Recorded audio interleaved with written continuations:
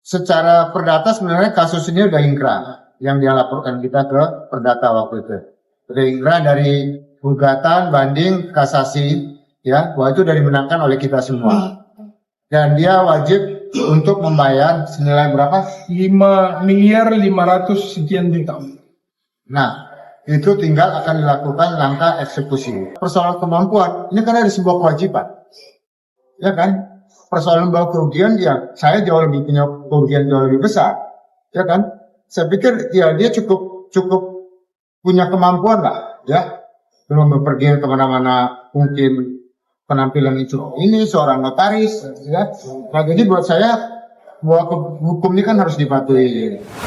Pak Sugeng dan Bu Bunga ini menjaga agar tetap bisa kompak gitu, bisa menyelesaikan masalah tanpa harus saling salah paham gitu, Pak. Jadi persoalan hubungan suami istri awalnya ya pasti kena dia memperkenalkan saudari DH ini ke saya, ya bagaimanapun hubungan itu jadi tidak enak, ya apalagi ini sampai kasus ini dibawa ke ranah hukum, ya. Nah, secara perdata sebenarnya kasus ini udah ingkrah yang dia laporkan kita ke perdata waktu itu.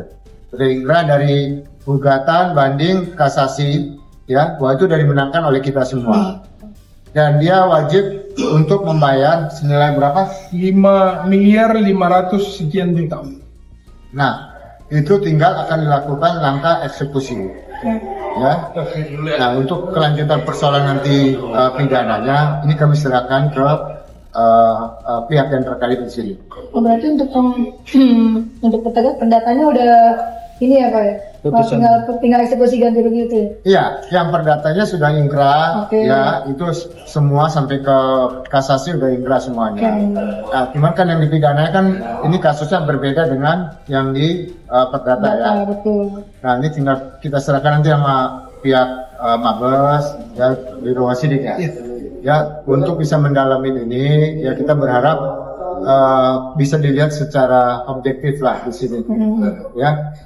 Pak Sugeng, tapi ini kan secara perdata sudah menang. Iya. Kenapa masih menempuh jalur untuk melakukan secara pidana gitu, Pak? Oke, jadi saya jelasin sedikit. Ketika waktu itu kita melaporkan saudari DH untuk pidana, itu kita belum mendapat gugatan secara perdata. Jadi 1 bulan setelah itu, ya kan, terlapor melakukan gugatan perdata, ya, gugatan perdata, dan itu kita ikutin prosesnya. Dari situ kita melakukan rekompensi dari gugatan, banding hingga kasasi.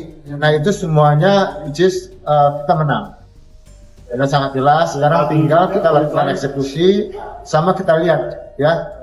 Beliau ini kan seorang notaris, pejabat negara, ya. Nah, kita lihat hasilnya, apakah bisa dia selesaikan segera, ya kan, sebelum kita lakukan eksekusi dengan niat baik dia, atau tunggu sampai urusan di Biro Wasidik lebih clear. Belum ada upaya nih Pak dari 5,5 M itu dikembalikan. Iya. Nah, sejauh ini kan saya belum ada, saya nggak tahu ya ke kuasa hukum saya juga sejauh ini, tapi kan kebetulan jarak antara keputusan perdata kemarin sama hari ini itu cukup pendek. Keputusan perdata itu 26 Maret kemarin dari kasasinya. Tapi kan salinan resminya kita belum terima. Tapi kan sekarang udah kita terima, udah ingkrah. Itu minggu lalu. Nah, tapi kan saatnya ini cuma jelang seminggu. Nah, jadi kan ini mungkin kita ikutin dulu prosesnya dua-duanya.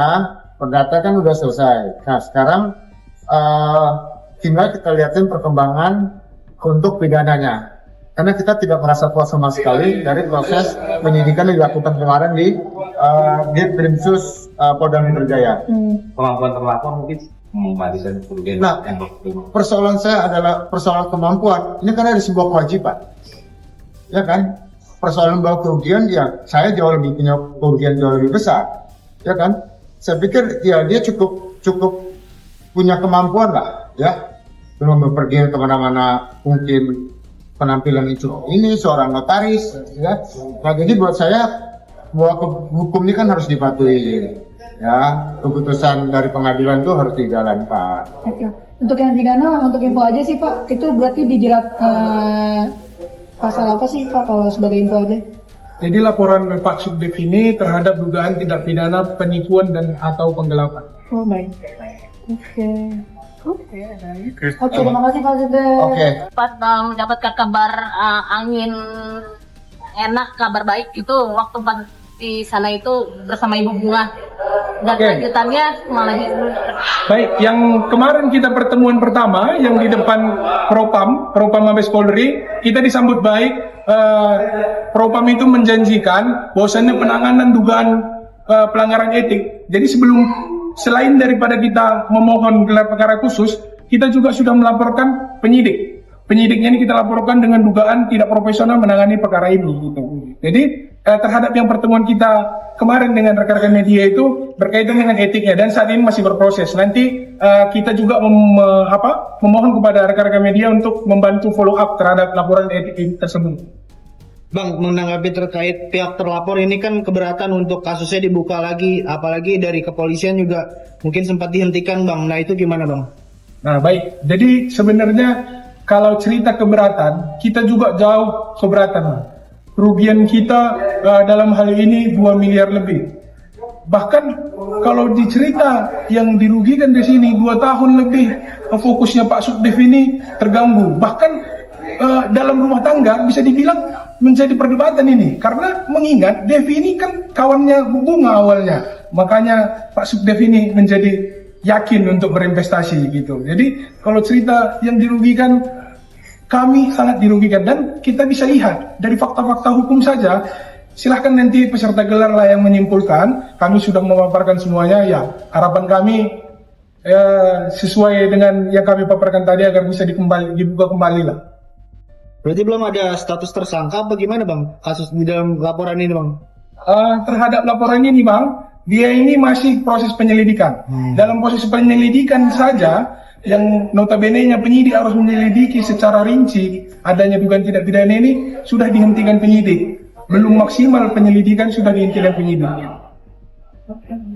Tadi pemeriksaan dari jam berapa Pak dan alasan Bu Bunga tidak mendampingi apa?